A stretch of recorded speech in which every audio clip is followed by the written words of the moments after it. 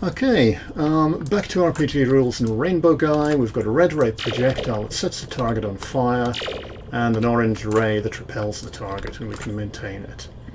Now over here we've got a console which we can operate, and this fight button will bring up 4 robots down here, where you can go and take them on, but you can see we'd have to basically take them out one by one. So let's have a look at ways of setting up some area of effect attacks. Right, we will name our next power, you guessed it, Yellow Ray. And we're going to use the beam again, and just clone a beam, make sure the working folder's correct. There we go. And we're going to give it to Rainbow Guy, while we remember, because I often forget to do that step, to give a character a power before I go and test them. So if I have a look at the yellow ray here, we've got same as before, it's actually yellow this time, which is nice, energy coloured, one-handed cast. Let's give it a different animation. Let's give it punch right, and we'll alternate animation, so it uses alternate hands to fire it off. We will leave these settings here now. What I'm going to do is go into the assistant window. We've had everything set on basic so that all the parameters of a beam power appear on one screen. We're going to crank it up a notch to intermediate, and some new settings should now appear. Do we have to go? Yep. Okay, we had to go all the way up to advanced. Never mind. So we've got the one I want to have a look at is the chain settings. We'll say this power can chain 3 times, so it strikes one target and then jumps to another, anywhere within a 360 degrees arc. Oops, 360. And it's got a range of 10 meters. And it'll only hit each character once, it won't arc back to the same character. Let's have a look at how that works then. If we just change that, we'll play Rainbow Guy, we'll make some robots to fight, and we'll see if we can chain the beam between them. Right, fight. You can just press the F key to activate nearby interactables. And when we use the yellow ray, boom! There, it sort of bounces around between different members of this robot group rather nicely. Not bad. Let's make it look a bit funky. In the beam settings, we have beam settings we can choose, and the electrical beam settings, one that I've set up before, makes it look like sort of arcing electricity. Over here, the hit effects will take, I think Taser Burst's a nice electric looking one, and we'll get that to appear both on our right hand when we fire off the power, and on the target's chest when it hits them. And we'll keep this energy trail. Actually, I'll maybe go... Do I have an electrical trail? You bet I do. Which, you know, starts as soon as we begin the animation, trailing from our hand, and then when we hit the hit position in the animation, it fires off the Taser Burst. So let's see how that looks. Just try it quickly on the test dummy here.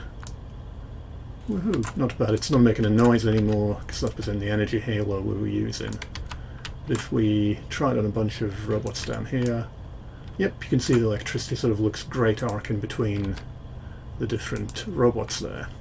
So that's one way to get an area effect, is to, you know, use chaining. You can do that on projectiles as well. We'll now go back to the character window. We're in Rainbow Guy's folder still, and we'll make a green ray. And we're going to do an explosive projectile like a fireball. So the power we want to clone is bomb. Basic explosive projectile which fires off bomb area via bomb explosion on impact. So what that means is when we clone this, we get 3 new objects. We get a green ray, which is power projectile. Make it green. That's magic is green. Yep. We have the green ray. Let's go through green ray here, so have a look at it. It's got all the usual stuff. It's got a green ray bomb explosion status effect, which is this one here, which will make green while we're in here. And it is a explosion status effect. In other words, it just fires off an area effect attack. and the explosion that it does is the green ray bomb area, this one here, which is a power area, a player-based area of effect attack. So we could actually give Rainbow Guy this power. We'll do that. We'll give him 2 new powers for demonstration purposes. We'll give him the green ray, which we intend to keep.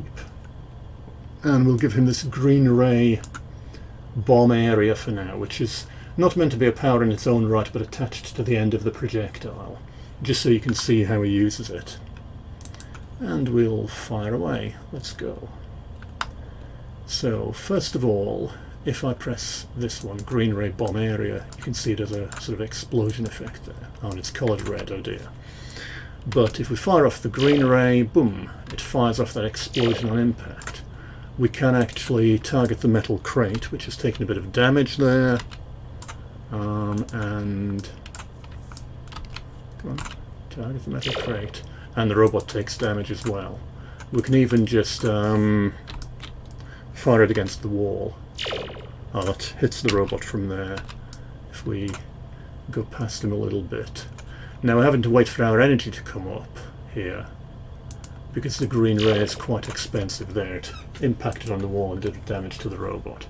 The green ray costs 50 energy, that's the standard settings on the bomb. All of these powers, by the way, are just powers I've made up and stuck in a template folder. You can make your own templates, no worries. So we'll just take that green ray bomb and make it green for visual consistency. We could add a status effect to this if we want to. We could give it knockback, for example. Knockback is not like repel, which just pushes the target back, but violently throws them in the air.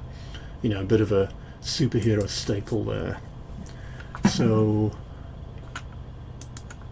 go to Rainbow Guy again and try this new green ray.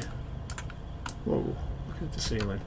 And boom, yes, knocks both the box and our test dummy away there.